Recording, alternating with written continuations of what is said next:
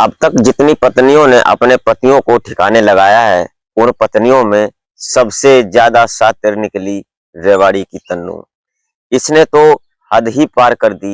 जैसे कि कई बार आपने कई कहानियां हमने भी बनाई, कई स्टोरी हमने भी बनाई हैं, जिनमें आपने सुना या तो सिया हो या सोनम रघुवंशी हो या अन्य अन्य कई ऐसी महिलाएं थीं जिन्होंने अपने प्रेमी के लिए अपने पति को इस दुनिया से, इस आईडिया से हटाया, जो कि आज वो सलाखों के पीछे अपने किए कर्मों की सजा भुगत रही हैं।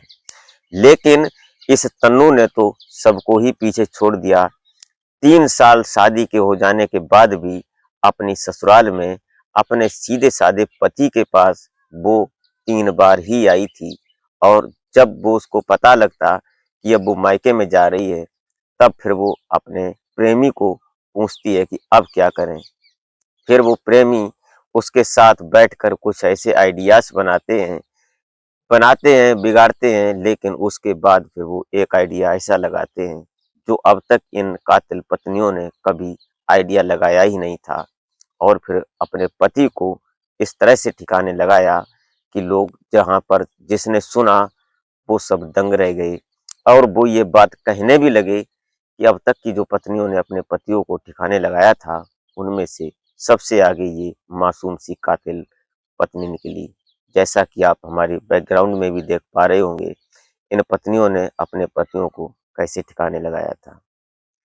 तो क्या हुआ था और कैसे हुआ था, वो पूरी सच्चाई जानते हैं इस वीडियो के माध्यम से। तो आप इस घटना को अंत तक जरूर वॉच कीजिएगा। वीडियो जरा सी भी अच्छी लगे तो लाइक जरूर कर दिया करें।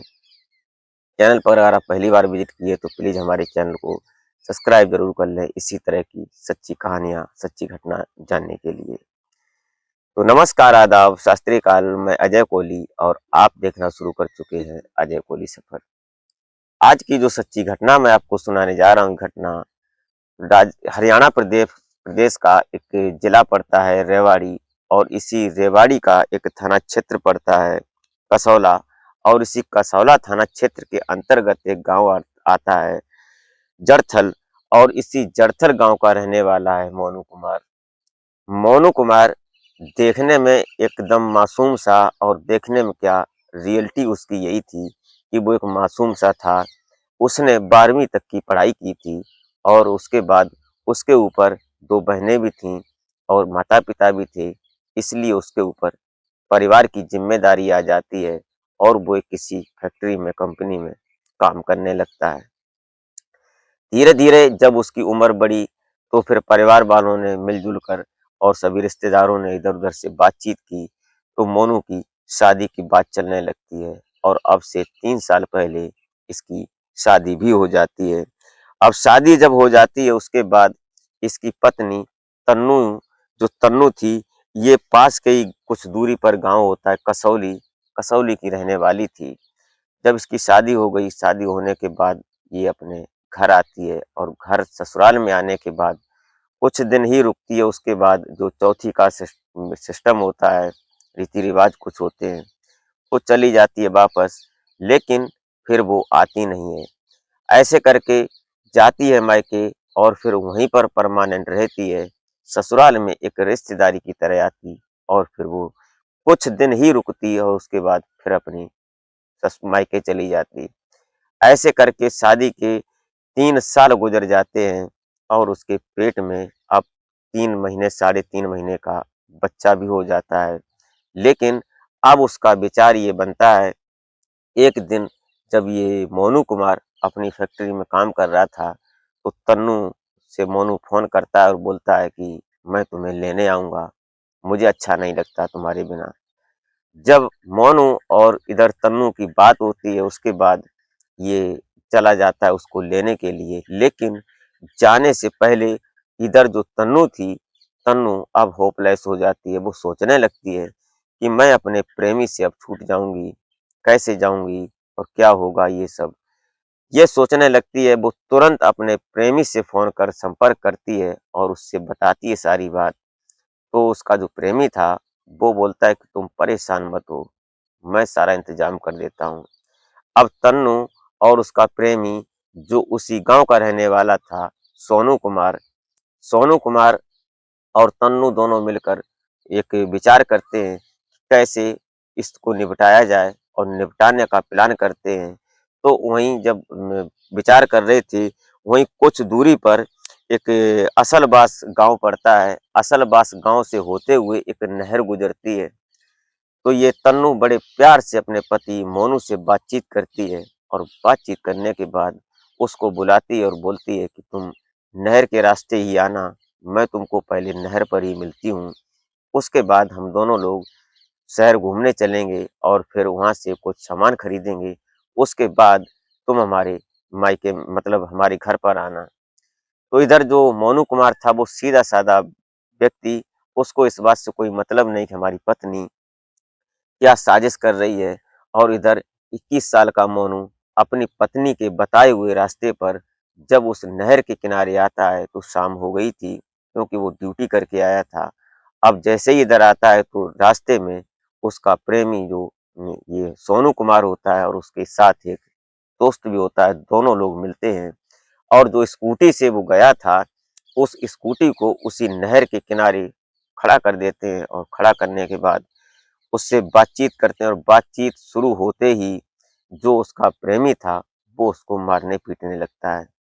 जब उसको पिटाई करते हैं और पिटाई इतनी ज़ोरदार करते हैं कि जो मोनू कुमार होता है, वो अचेत अवस्था में पहुँच जाता है। जब उसकी हालत गंभीर हो जाती है पिटने की वजह से, फिर वो उसको और उसके फ़ोन को उसी नहर में गिरा देते हैं। गिराने के बाद जब मोनू नीचे पानी में गिर जाता है, फिर सोनू उसको इतना दबाता है इतनी देर तक, जब तक उसकी साँसें चलती हैं।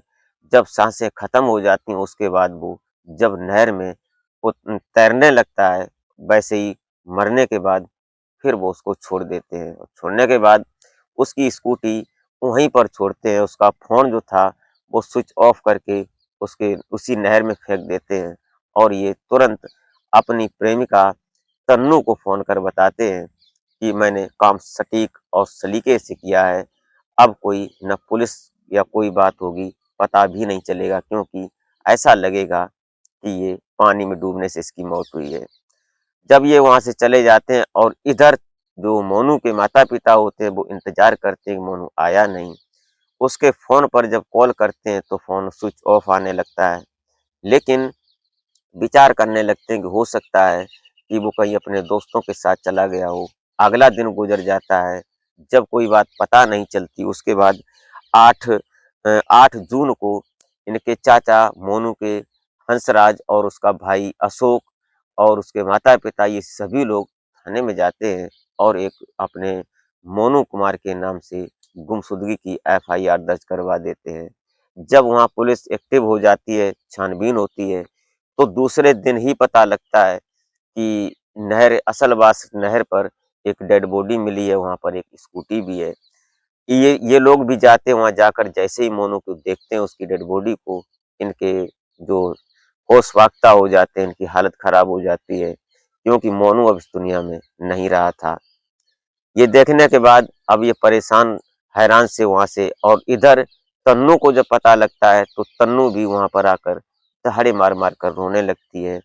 इस तरह से घड़ियाली आँसू बहाती है कि जो लोग सुन रहे थे, वो सोच में पड़ जाते हैं कि बेचारी मासूम सी लड़की अभी तन्नू, इसकी ज़िंदगी क्या नसीब लेकर आई, जो कि ये इतनी सी उम्र में विधवा हो गई, जबकि इसके पेट में उसका गर्भ पल रहा है। अब ये कन्फर्म नहीं था कि ये बच्चा मोनू कुमार का था या सोनू कुमार का था, उसके प्रेमी का या पति का। लेकिन उस वक़्त तो उसकी डेड बॉडी को पोस्टमार्टम के लिए भेज दिया जाता है, तो पोस्टमार्टम में भी ये रिपोर्ट आती है कि पानी में डूबने की वजह से इसकी मौत हुई है। डेड बॉडी को परिवार के सुपुर्द कर दिया जाता है और फिर उसका सामाजिक रीति-रिवाज के हिसाब से, हिंदू धर्म के हिसाब से उसका अंतिम संस्कार भी कर दिया जाता है। लेकिन इधर जो मोनू कुमार के चाचा हंसराज होते हैं, उनको शक हो जाता है कि मोनू ऐसा नहीं है कि वो आत्महत्या करे, अपने आप अपनी जान को दे दे। वो इतना सीधा-साधा लड़का था। इसलिए पुलिस पर वो दबाव बनाते हैं कि इस पत्नी पर, इसकी जो तन्नू है, इस पर आप पूछताछ करें, तो पता चल सकता है कि सटीक क्या हुआ था। तन्नू का जब फ़ोन लिया जाता है, पुलिस लेती है, तो उस फ़ोन को पुलिस न ले जाकर उनके ससुराल वालों को सुपुर्द कर देते हैं। तो हंसराज जब फ़ोन को डिटेल से निकालते हैं तो उसके व्हाट्सएप से कुछ चैट्स जो थे और कुछ फ़ोटो वो डिलीट्स किए गए थे। क्योंकि जो फ़ोन था वो नहर में पड़ा था, इसलिए वो डेड हो चुका था। लेकिन पुलिस और हंसराज, उनके परिवार के लोग, सभी लोग एक ऐसे मैकेनिक के पास लेकर जाते हैं। वहाँ जाकर कहते हैं कि फ़ोन चाहे जैसे हो, जितना भी पैसा लगे, चाहे फ़ोन की कीमत से ज़्यादा पैसे लग जाएँ, लेकिन इस फ़ोन को सुधार कर और इसमें जो व्हाट्सएप पर चैट डिलीट की गई है, उसको रिकवर करके दिखाया जाए। तो जो ऐसे-ऐसे एक्सपर्ट हैं, जो मैकेनिक, उन्होंने फ़ोन को सही किया। सही करने के बाद उसका जो डाटा डिलीट किया गया था, वो रिकवर किया गया। जो व्हाट्सएप पर और जो फ़ोन नंबर थे, वो सब डिलीट थे। उनको रिकवर करने के बाद फिर पता चलता है कि एक नंबर पर कई बार क्या, लगभग 49 बार उसी रात, शाम और दिन से लेकर बातचीत हुई थी। वही था जो कि उसका प्रेमी सोनू कुमार था। सोनू कुमार को पुलिस तुरंत आड़े हाथ लेती है। उसको अपने हाथ कस्टडी में लेने के बाद तन्नू को भी लेती है, और तन्नू जब पुलिस की कस्टडी में आ जाती है, उसके बाद तन्नू और जो सोनू कुमार होता है, दोनों अब पुलिस के सामने जब पूछताछ होती है उनसे, तो वो तोते की तरह कबूलने लगते हैं। 2 जुलाई को तन्नू को गिरफ्तार किया गया, और उसके बाद इस सोनू कुमार को भी गिरफ्तार किया गया। फिर जब पुलिस ने खुलासा किया, तो लोग सोचने पर मजबूर हो गए, क्योंकि ये पता चलता है कि 2 उसके दोस्त जो थे सोनू के, ये इसमें एक हरिओम होता है और एक अमन होता है। ये दोनों, ये कमालपुर गाँव पड़ता है, पास में ही, वहाँ के रहने वाले थे। और इन्होंने इस मोनू कुमार को इस तरह से इस दुनिया से निपटा दिया, क्योंकि इस सोनू ने अपने दोस्तों से, हरिओम से और अमन से, ये कहा था कि मेरे प्यार की खातिर तुम एक बार मेरे साथ चले चलो और मोनू को निपटाना है। अब दोस्त के साथ रहकर उसकी प्रेमिका के लिए इन लोगों ने एक पति, सीधे साधे पति को इस दुनिया से उठा दिया। अब फिलहाल इनमें से अमन कुमार जो है, वो पुलिस की हिरासत में आ जाता है। ये भी पकड़ा जाता है। अभी एक फरार भी है। लेकिन पुलिस पड़ताल कर रही है और जल्द ही उसको भी अपनी कस्टडी में ले लेगी। लेकिन दोस्तों, एक बात सोचने की है, ये पत्नियां क्या विचार करती हैं। चाहे सोनम रघुवंशी हो, चाहे सिया हो, या कई एक ऐसी महिलाएं हुई, उन्होंने, उनके पति क्या अरबपति थे, और ये तो बेचारा एक नॉर्मल सा था। इसको तो सिर्फ अपने काम से मतलब, 10-15 हजार की नौकरी करने वाला व्यक्ति, और उसने उसको निपटा दिया। अब उस परिवार की जिम्मेदारी कौन उठाएगा? ये बात उस तन्नू से पूछी जाए, लेकिन अब वो बताने के लायक ही नहीं है। वो अब सलाखों के पीछे है। दोस्तों, ये रही घटना, ये रही कहानी।